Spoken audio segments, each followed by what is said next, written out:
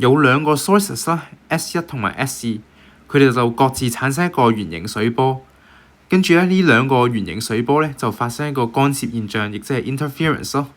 佢就問我哋喺幅圖入面可以數到幾多條 nodal lines 嘅，佢就俾咗呢個嘅 wave 嘅 propagate 啦，要我哋去揾出 nodal lines 嘅數量。咁波折線其實講緊咩啊 ？minimum amplitude found 啊嘛。minimum amplitude 其實就係講緊 destructive interference 嘅。destructive interference 咧，其實咧就係一個平靜嘅水面啦，比較平靜嘅水面。咁我哋其實可以咁樣數嘅。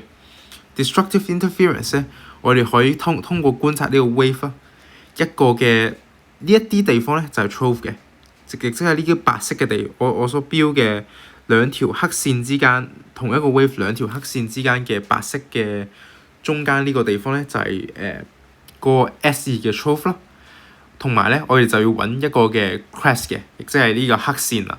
所以咧，我哋咧如果要揾呢個嘅 destructive interference 嘅 pattern 咧，我哋其實就可以注意呢個嘅有線同埋喺嗰個兩條線之間嘅位置啦，亦即係咁樣嘅，咁樣。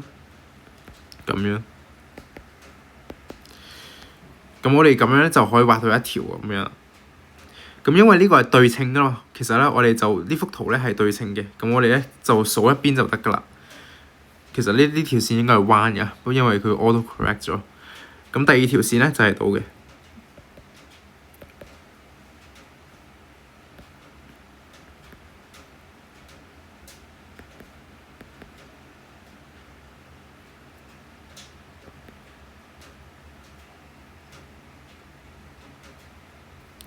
跟住咧，另外一條線咧就係咁嘅，另外一條線咧就應該係咁嘅。